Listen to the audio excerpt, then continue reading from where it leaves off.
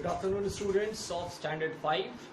Today we are going to discuss the first chapter in science, that is reproduction in plants. ठीक है? वैसे तो ये chapter biology के अंदर है.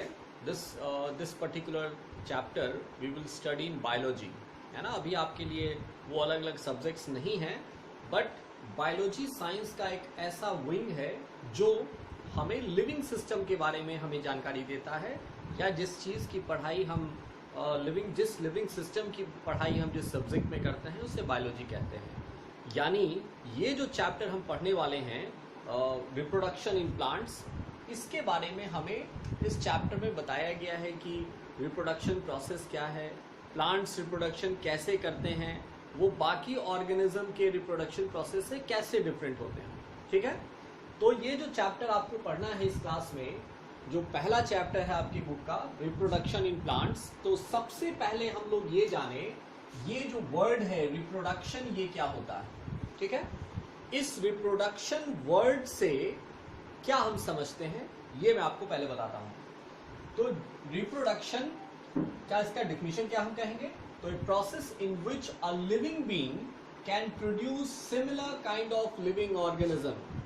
यानी ये एक ऐसा बायोलॉजिकल प्रोसेस है जिसमें किसी कोई लिविंग ऑर्गेनिज्म अपने जैसे यंग वंस को प्रोड्यूस करता है. इस प्रोसेस को रिप्रोडक्शन कहते हैं. ठीक है, अब हम लोग पहले बात करें कि भाई ये प्रोसेस लिविंग बीइंग करता है, तो लिविंग बीइंग कैसे पहचानेंगे, what are the criterias that we identify that these are the living beings. तो इसके लिए हमारे बायोलॉजिस्ट ने, हमारे साइंटिस्ट ने इसको डिफाइन किया, इसको क्लेरिफाई किया कि लिविंग ऑब्जेक्ट क्या होता है या लिविंग ऑर्गेनिज्म क्या है, और ये नॉन लिविंग थिंग से कैसे डिफरेंट होते हैं. ठीक है, तो इसमें 5 अलग अलग फंक्शंस को डिफाइन किया गया और कहा गया कि ये क्या है. यानी एक लिविंग बीइंग क्या कर सकता है, रेस्पिरेशन कर सकता है, फूड इनटेक जिसको न्यूट्रिशन प्रोसेस कहते हैं, ये सब मेटाबॉलिक एक्टिविटीज के अंदर आता है. फिर उसके बाद ट्रांसपोर्टेशन कर सकता है, ट्रांसपोर्टेशन के बाद एक्सक्रीशन प्रोसेस है वो कर सकता है, और ये जो प्रोसेस आपने अभी देखा रिप्रोडक्शन, ये भी एक इसेंशियल पार्ट है लिविंग बीइंग का. ठीक है, तो वैसे तो ये बड़ा ही कॉम्प्लिकेटेड प्रोसेस है जो हम धीरे धीरे आगे की क्लासेस में भी पढ़ेंगे. अभी जो हमें यहाँ पढ़ना है वो एकदम एक डिफरेंट टाइप ऑफ ऑर्गेनिज्म के बारे में जानना है कि ये ऑर्गेनिज्म रिप्रोडक्शन प्रोसेस कैसे करता है. ठीक है, हम बात कर रहे हैं रिप्रोडक्शन इन प्लांट्स की. ठीक, तो रिप्रोडक्शन क्या था ये मैंने आपको समझाया. तो ये एक ऐसा प्रोसेस है जिसमें एक लिविंग ऑर्गेनिज्म अपने जैसे यंग वन को प्रोड्यूस कर सकता है. ये एक एबिलिटी लिविंग बीइंग में ही पाई जाती है. ठीक है, अब इस रिप्रोडक्शन से हम ये क्या बात करें, किसकी बात करें, किसके रिप्रोडक्शन प्रोसेस की बात करें, प्लांट्स के रिप्रोडक्शन प्रोसेस की बात करें. तो देखिए क्या है, plants are the living unit which can prepare their own food and can produce seeds or fruits which will develop into a new plants. ठीक, मैंने आपको प्लांट्स के बारे में एक शॉर्ट डेफिनेशन दी और बताया कि प्लांट्स किसे कहते हैं. तो प्लांट्स के बारे में हम ये पहले से जानते हैं कि ये वो ऑर्गेनिज्म है जो ऑटोट्रॉफिक नेचर के होते हैं. ऑटोट्रॉफ्स क्या होता है बच्चे, ऑटोट्रॉफ्स उन ऑर्गेनिज्म को कहते हैं जो अपना फूड खुद से प्रिपेयर कर सकते हैं. वैसे ऑर्गेनिज्म जो फूड खुद से बना ले, they are called autotrophs. Right, तो प्लांट्स वो लिविंग यूनिट है. लिविंग यूनिट मतलब जो लिविंग प्रोसेस करते हैं, जो अपना फूड खुद से प्रिपेयर कर लेते हैं. ठीक है, ये first part. And can produce seeds और fruits which will develop into a new plant. यानी ये वो ऑर्गेनिज्म है जो अपने जैसे नए प्लांट्स को डेवलप करने के लिए क्या प्रोड्यूस करते हैं, सीड्स और फ्रूट्स. ये 2 अलग अलग कैटेगरीज है. वैसे और भी कई प्रोसेस हैं जो हम लोग पढ़ेंगे अभी, लेकिन ये 2 मेजर प्रोसेस है, 2 मेजर यूनिट्स हैं जिनसे नए प्लांट्स ग्रो कर सकते हैं. ठीक है, तो अभी जो मैंने आपको समझाया वो ये कि रिप्रोडक्शन क्या है, ये प्रोसेस क्या है, ये बायोलॉजिकल प्रोसेस है, और प्लांट्स ये कैसा लिविंग ऑर्गेनिज्म होता है. ठीक है, आपके चैप्टर में जो टॉपिक स्टार्ट की गई है वो है seeds, the main agent of reproduction. This is what the topic is. इसके बारे में मैं आपको इसको समझाने के लिए कि सीड्स क्या होते हैं, I can show you an experiment, है ना। अभी मैं आपको दिखाता हूं कि ये जो सीड्स हैं ये क्या होते हैं, कैसे बनते हैं और इनका काम क्या होता है। ठीक है, just wait. Yes student, let us resume. अभी हमने क्या किया, आपको दो प्लेटर्स में कुछ सीड्स को दिखा रहा हूं, जो मैं आपको दिखाना चाहता हूं कि क्या है। देखिए, थोड़ा सा इसे मैं क्लोज करता हूं। ये बहुत कॉमन चीजें हैं। ये ग्राम है, चना जिसे हिंदी में कहते हैं। देखिए, ये चना है, अक्सर हम खाते हैं इसे। तो ये जो चना है, ये इसे हम सीड कहते हैं, है ना। ये क्या है, ये एक सीड है।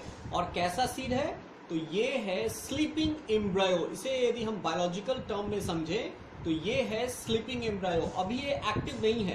यदि इससे अभी हम चाहें प्लांट्स ग्रो करना तो ये पॉसिबल नहीं है। सो व्हाट वी डू, हम इसे पहले सोक करते हैं वाटर में फॉर ओवरनाइट। पूरी रात भर इसे हम पानी में छोड़ देते हैं।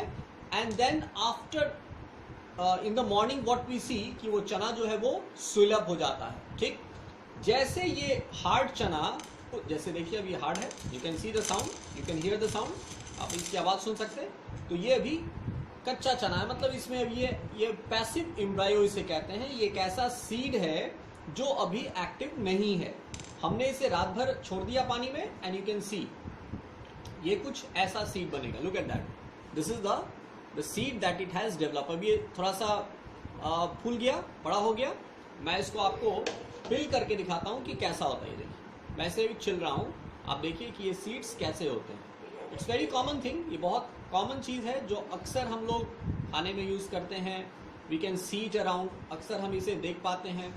लेकिन आज हम लोग इसको जानेंगे कि ये सीड कैसे है और ये कैसे नए प्लांट्स को डेवलप करता है। ठीक है, चलिए, ये मैंने इसे छिल दिया है। अभी ये चना जो था ये 2 दिन पुराना है, मतलब इसे पानी में सोक करने के बाद मैंने 2 दिन इसे छोड़ दिया था। अब आप देख सकते हैं इसमें 2 पार्ट्स आपको दिख रहे हैं ना, you can see there are 2 different parts, 2 parts. ये 2 पार्ट्स में बटे होते हैं।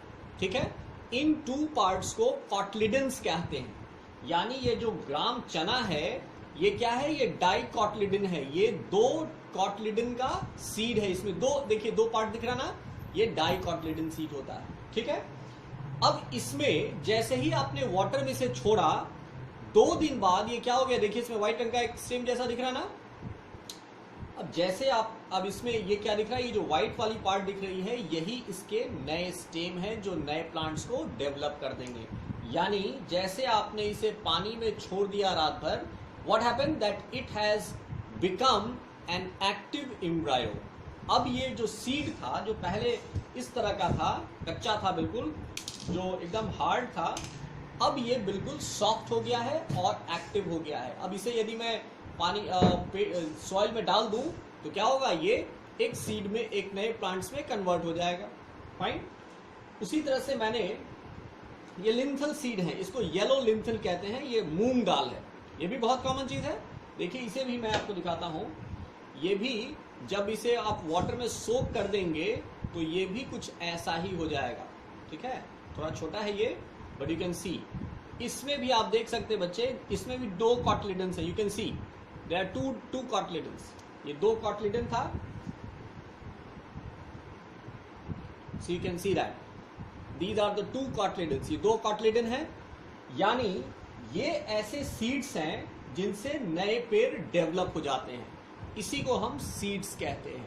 ठीक, अब आप क्या करें, अब आप ये देखें कि ये जो सीड्स हम जिसकी बात कर रहे हैं, यही वो सीड्स हैं जिनसे नए प्लांट्स बनते हैं। यानी प्लांट्स क्या करता है कि अपने इस सीड से नया प्लांट प्रोड्यूस कर सकता है।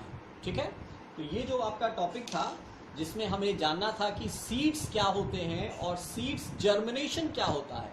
तो seed germination is a process in which a plant और अ सीड बिकम एक्टिव।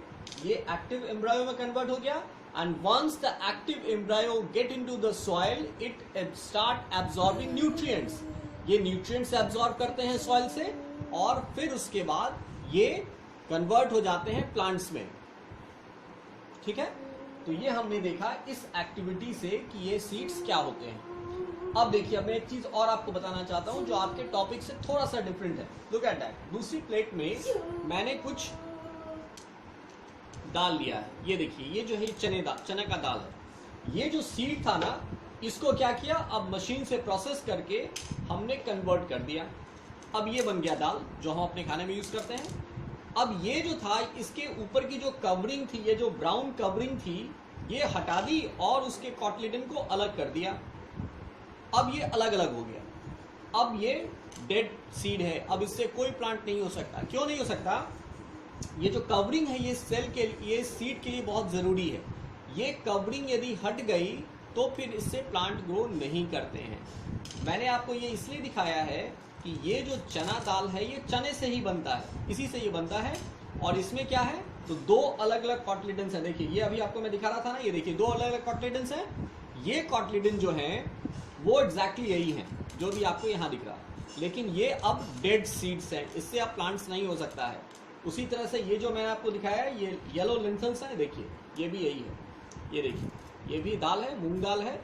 इसमें भी सीड्स अब नहीं, ये सीड्स अब नहीं रह गया, यानी इससे भी अब पेड़ नहीं हो सकता है। ठीक, अब मैं आपको एक एक्टिविटी और दिखाऊंगा नेक्स्ट वीडियो में, जिसमें हम देखेंगे कि प्लांट्स के अंदर जो नए प्लांट्स बनाने की एबिलिटी है वो दो तरह से होती है। एक थ्रू सीड्स, वो सीड्स से प्लांट्स प्रोड्यूस करेंगे, और दूसरी कैटेगरी होती है जिसको हम कहते हैं कि वो प्लांट अपने वेजिटेटिव पार्ट से भी नए प्लांट्स ग्रो कर सकते हैं।